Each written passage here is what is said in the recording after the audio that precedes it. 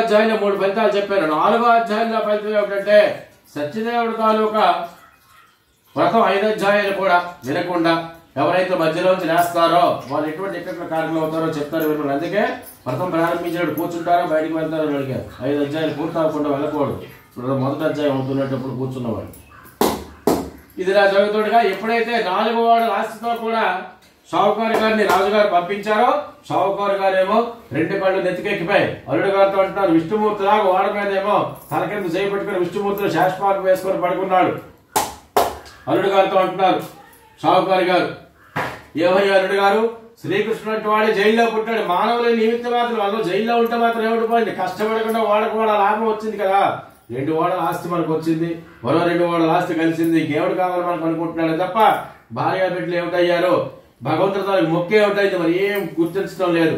ఈ వ్యధకు ఇంకా జ్ఞానం రాలేదు. గుర్తు చేద్దామన్న ఉద్దేశంలో కూడా సత్యదేవుడు మళ్ళీ వృద్ధ బ్రాహ్మణ రూపేణ ముసలి బ్రాహ్మణ రూపంలో కూడా అన్న స్వర్ణపత్ర తీర ఉంటేనే మళ్ళీ ప్రత్యక్షమయ్యాడు. ప్రత్యక్షమయ్యి 2 చేతులు జోడించి మరి అడుగుతున్నాడు సత్యదేవుడు బ్రాహ్మణుడు, ఎవరో షావుకారు గారు ఇట్టించి 2 ఓడలతో క్షేమంగా వెళ్ళావు, అట్టించి 4 ఓడలతో లాభంగా వచ్చావు, నీకు తోచింది ఏమయ్యా, సత్యదేవుడు దాన్ని అర్థం చేసుకోవాలనుకుంటా బ్రాహ్మణుడు అయ్యా అన్నాడు. చిచి శుభవాను బయలుదేరితే బ్రాహ్మణ నాకు ఎదురవుతాడు పొమ్మను అని చెప్పాడు. బ్రాహ్మణ దూషించుడు 2 జన్మలు ఎత్తిన వాడు బ్రాహ్మడు, భూసురుడు భూలోకంలో దేవుడితో సమానటువంటి వాడు బ్రాహ్మడు. అటువంటి బ్రాహ్మణుడు దూషించకయ్యా భగవంతుడు దూషించినట్టుగా నీ ఓడల్లో ఏమిటందో చెప్పయ్యా విని సంతోషిస్తాడని వీడు ఎవరు దొంగవాడిలా ఉన్నాడు. ఇట్టించి 2 ఓడలతో వెళ్ళడం చూశాడు, అట్టించి 4 ఓడలతో రావడం చూస్తున్నాడంటే వీడు ఎవడో మనని గమనిస్తున్నాడు. సుమా అబద్ధం ఆడతామన్న ఉద్దేశంతో కూడా అబద్ధం ఆడుతున్నాడట. నా వాడల్లో ఏమీ లేవయ్యా, ఈ చాలా రోజులైంది ఈ ఏరియాలో వర్షాలు లేవు, పంటలు బాగా పండలేదు, రైతులింట్లో వివాహ శుభకార్యాలు ఏమి జరగలేదు. ఈ సంవత్సరం మీద భగవంతుడు కరుణించాడు, పంటలు బాగా పండాయి, రైతులింట్లో వివాహ శుభకార్యాలన్నీ కూడా జరుగుతున్నాయి.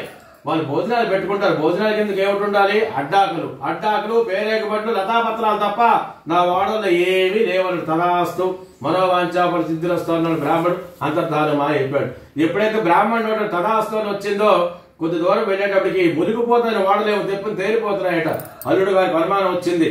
అల్లుడు గారు మామయ్య గారు ఒక్కసారి వాడ తలుపులు తీసి చూద్దాం, నాకెందుకు అనుమానంగా ఉందని తలుపులు తీసి చూసేటప్పటికి నగ్గలు నాణ్యాలు నవరత్నాలు కనిపించడం లేదు. అద్దాకులు పేరేకబడి లతాపత్రాలు కనబడుతున్న మామయ్య గారు ఇందాక వచ్చిన వాడు మామూలు వాడు కాదు సుమా, బ్రాహ్మణ రూపంలో వచ్చేటువంటి భగవంతుడు. ఇన్ని విధాలుగా చెప్పినా సరే ఎంతో కొంత ఇచ్చిస్తే సరిపోయి ఉంది కదా. మీరు ఆయన దగ్గర ఏవైతే అబద్ధం ఆడారో అవన్నీ మన ఓడల్లో ఉన్నాయి తప్ప మనం పేర్చుకున్నవి ఏమీ లేవన్నాడు. కాళ్ళు నీళ్ళు వచ్చినట్టు వరకు ఏడ్చేశారు, కాళ్ళు పీకెట్టంత తిరిగేశారు. ఎక్కడ బ్రాహ్మణ దొరకలు నదీ తీరం ఒడ్డున కూడా. ఇప్పుడు మామయ్య గారు అంటున్నారు ధనం మూలం ఎదం జగత్, డబ్బులేని వ్యాపారం మనం ఏం చేస్తాం అల్లుడు గారు, నదీనాం సాగరోగతి, నదులన్నీ సముద్రం ఎలాగైతే కలిసిపోతే మనం కూడా గెంతెత్తాం పదం అంటున్నాడు. సత్యదేవుడు గెంతేస్తారన్న సమయంలో కూడా సత్యదేవుడు కనికర హృదయుడు, శిక్షించేవాడు భగవంతుడు కాదు.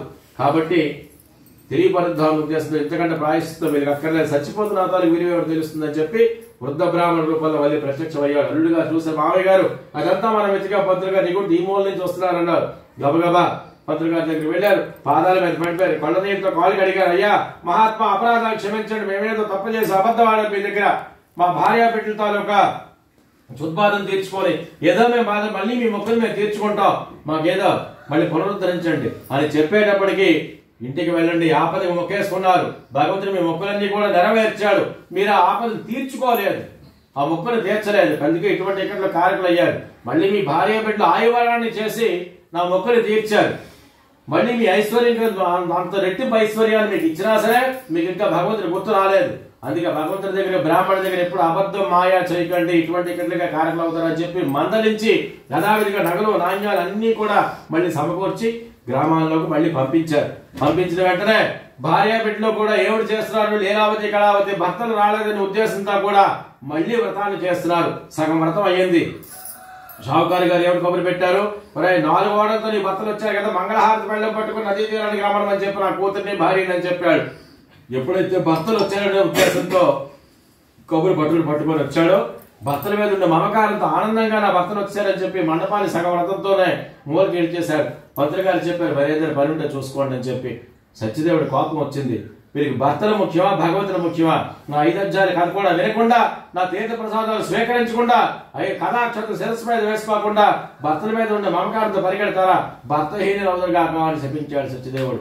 నదీ తీరానికి వెళ్ళగానే చూస్తుండగా కూడా 4 ఓడలతో పాటు భర్తలు కూడా మునిగిపోయారు. అప్పుడు పూర్వం ఏమిటి సతీ సహగమనం చేసేవారు, భర్తలతో పాటు భార్యని కూడా సహగమనం చేసేవారు. అందుకు వారు కూడా సహగమనం అయిపోదామనే ఉద్దేశంతో తలుచుకునేటప్పటికీ అసిత్ రూపేణ ఆకాశవాణి రూపంలో కూడా సత్యదేవుడు ఏమో చెప్తున్నాడట, ఓ భార్యామణులారా, మీరు సగభర్తల్లోంచి లేచారు, కథాక్షత్ర శిరస్సు మీద వేసుకోలేదు, 5 అధ్యాయాలు కథ కూడా వినలేదు, తీర్థప్రసాదాలు స్వీకరించలేదు, అందుకే మీరు భర్తహీనులు అయిపోయారు. ఇంటికి వెళ్ళండి, పునఃపూజ చేసుకోండి, తప్పకుండా మీ భర్తలు మీ ఐశ్వర్యం మీకు మళ్ళీ తిరిగి వస్తుందని చెప్పి ఎప్పుడైతే చెప్పారో మేము చేసే తప్పు ఇదా అనుకున్నారు. గ్రామంలో ఉండే పంతులు గారు బతిమాలి మళ్ళీ ఇంటికి తీసుకొని వచ్చారు. మండపాన్ని ముందుకు తీసుకొని వచ్చి పునఃపూజలు అన్ని పూర్తి చేసుకుని 5 అధ్యాయాలు కథ కూడా శ్రద్ధగా విని తీర్థప్రసాదాలు స్వీకరించి కథాక్షర శిరస్సు మీద వేసుకొని నదీ తీరానికి వెళ్ళగానే చూస్తుండగా 4 వాడలు కూడా మీదకి తేలాయి. భర్తలు కూడా వచ్చారు.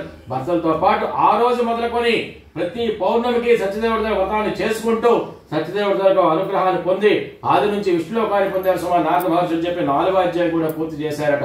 2 అక్షరాలు మిగతా పట్టుకోండి.